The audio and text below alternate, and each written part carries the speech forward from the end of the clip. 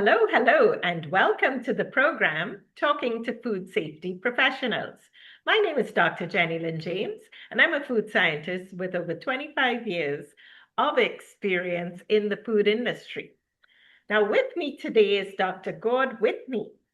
Welcome, Gord. Thank you. Thank you. And As I said before, thank you for inviting me. This is great. And it's good to see you after good to see you a too after decade. more than 10 years. I know. So, So, yeah. Gord So, is yeah. the owner and he's a consultant at AML Technical Services. So, Gord, Yeah. please give us an idea of how you got started in food science and food technology. Right. I mean, really, it goes back to when I was 6 years old, and that's when I started to become a science geek. I like bugs and rocks. Okay. And that carried through until high school. Like at the end of high school, what do I want to do with my life? Yes. Chemistry and biology, Mm. But I remember sitting down and friends asking me, "What the heck kind of job do you get?" Yes. I'd worked in a grocery store, so I had that, and do I stay at the grocery store the rest of my life? Which friends of mine did. I'm like, Yeah. no thanks. So, but what do I do? So I went to co-op program at the University of Waterloo. Okay. Um, they're very well known for math, and engineering, computer engineering. Yeah. The the engineering has always been co-op. So then they started to do it in the sciences. I went when it was the second year that co-op biology opened up. So Okay. I got into that program. So it was interesting to be at the first of that. I had you have 8 work terms in this co-op. My first term, I worked for Schneider's Meats in hog kill. And you think, Okay. oh, biologists, you're supposed to look for a science job and you're killing pigs, but you're in food manufacturing Yes. and doing 235 dissections an Yes, hour. yes. Hands-on experience. Yeah, Hands-on. it was awesome. What I learned, you know, factory flow, which is Yes. very important for efficiency, for quality, and for food safety. Yes. Yes. And I talk to people. When my station was finished and it was break time, I'd follow the pigs down the line, talk to people what they were doing, Yes. and that that's how I learn. Yes, a great learning experience. Yeah. Practical. And then I said, it was ironic. I was marking chests and I was cutting the tendons of the leg of pigs. The knife got in, it cut my hand very badly Uh-oh. and severed the tendon in my hand. So I was in the hospital. My sister picked me up. I got a big cast on it. And I'm like, what am I going to do for the next work term? So Diane picked me up and I said, move over, grabbed the car, drove to the university, walked into the guy's office. He looks at the cast and went, oh my God. And he was in the meeting and I said, yeah, anyway, based on that, I got my second co-op position, which was with a brewery, A Labatt brewery. of Okay. Canada.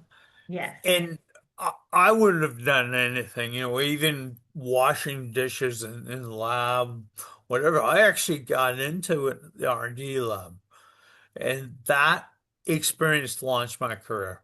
Okay. So, and I went on from there. Then the good thing about co-op is, it's 5 years instead of 4 years to get your bachelor, but you're Okay. working, you 8 month or 4 month work term and then same school. So you're going back and forth. Yes. Yes. So it's different learning. So you learn something, you go to kill pigs, and he'll go, "Oh yeah, I learned that," and then what I learned in the plant and take back, Yes, and you yes. can appreciate the science that you're learning. Excellent, So excellent program. yeah, and then the next 10 years of my career, I did my BSc co-op. I when I finished that, I went and worked for the Bats for a year on contract. Okay. Very similar to my job, but they sent me to a plant way the heck west of here in the middle of nowhere, living in a trailer, and we Oh, set a fermentation facility to fuel alcohol. So it wasn't even food. What that experience was brilliant. yes, yes. Um, After that, I moved to Toronto. No, sorry, I moved back to Waterloo, did my master's. And after my master's, I worked at a pharmaceutical biotech company in Toronto. Okay. But and then I worked there 2 years, and then I went at Queen's University to do my PhD. Right, right. Both of my grad degrees, I wasn't doing food; it was biotechnology towards pharma. Farming. And Okay. so Right, right. but different consumer packaged goods. It's Yes. the same concept, but I I don't know what point in my career where I call myself a process microbiologist, but Okay. Right, yeah. right. And so other roles after university, what roles did you hold? What After worlds? after your I PhD, what further roles did you have? well, R&D, and as you scale up, I call it becomes process development. Okay. So, a technician, a supervisor, and a manager in those roles. Yes, yes. There were three jobs I had where I was QA manager. Okay. I worked in a local organic dairy Ah, where I was actually the manager of product development, product. but I did a lot of QA because Right, in right. doing product development, I took it to the next step and did process development, went to some of our co-packers Ah, and did QA, right, right. and learned while I was in these different plants. I saw the extremes of, one of the worst plants I saw in my life was one dairy. Uh, Oh, okay. yeah. And what do you think are some of the challenges these days when it comes to food safety? You know what? Right now, if you want, I'll take a look at my notes. But if I were to talk to someone coming into the industry right now, all you gotta do is look at the news. And it is shocking the recalls to see right now. Yes, Um, there are the three. We have one here in Canada. It's pistachios. I think they came from Iran. It doesn't matter where they came from, but they're loaded with salmonella. salmonella. Oh, Yeah, so they were brought here in bulk. No one checked the micro, mhm. so that's a mistake. Yeah, well, you wouldn't expect it with nuts, Yeah. so they're not So chicken. so you can blame the people who grew them, and blame doesn't do anything. But other than learning how you can improve Yes. so some people package them. Those people didn't check the micro. Um, some of the product went to different bakeries and such, and the pistachios were used in making their products. None of them checked for salmonella. Right, right. So we've had recalls, probably 40 different products.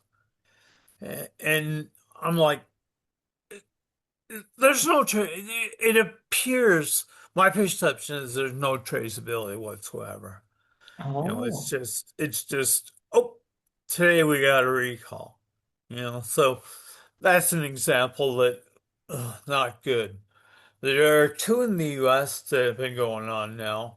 The most recent one is an infant formula, and Oh, that's serious. botulism. They've Ah, already put 40 children in the hospital. oh my goodness. And bot is, as you know, the most deadly pathogen. And then it goes to infants. Oh Oh, my that's God. terrible. None of them have died yet. Mm. I'm sounding very negative here, but I'm talking about this to illustrate a point. So that's going on now. But it wasn't a one-time thing. One-time things can happen. You don't check it, you use it, it comes out, you get recall and go, holy doo-doo. What happened here? But that wasn't the case with this one. Okay. They had contaminations for the last 3 to 4 years. They Wow. had inspectors in there. They had the USDA, the FDA in there. Um, what I've observed, some of the manufacturing facilities are what I would call dumps, like horrible. So And that, what advice would you give to people who want to get into the field of food safety, or new graduates? What advice could you walk, give them? walking into a place like that, I take a can of gasoline and match and burn the place down and fire and put some people in jail. It's kind of soft. It's very difficult. The other one's going on is a meat company, Borscht, I think it's called. They make some great products, but oh, God, I'm talking about three, four plants, same thing. Um, what I would say to someone going in there is you take your science knowledge, do what you can in the QA role, but the most difficult thing in a QA, QC role is the culture. Oh, And and by culture, I mean, does the company care about it? right. I Yes. heard a quote from an owner of a food company who said, you know what? It's cheaper to hire the lawyers when one or two people die from whatever, instead, as opposed to putting in food safety systems and doing it right. And Said that. that, Imagine. that's So, an extreme. But I've places they've went, oh my God, this happened, and done the right thing, cleaned it up. yes, yes, So, in from food safety, we talk about all these certifications, GMPs, HACCP, yes. GFSI. You can argue what the heck good are these things when the certificate hangs on the wall. But as a scientist, we know you have to have documentation. You have to have the procedure. And it's, do you follow it? Um, most corporations you know, consider sanitation as downtime. And sanitation, we know, it's the most important thing. Yes, it is. I mean, it would taste a lot of other things. Well, Gord, thank you So, so much. That's all we have time for today. yeah, no, I I know I'm certainly talking too much, appreciate but your contribution. yeah, And thank you again for participating on the program, talking to food safety professionals. Please hit the like button, like our video, and remember to subscribe to the channel Food Safety Smart so you can be notified every time we interview another amazing food scientist. Hit the subscribe button. Thank you.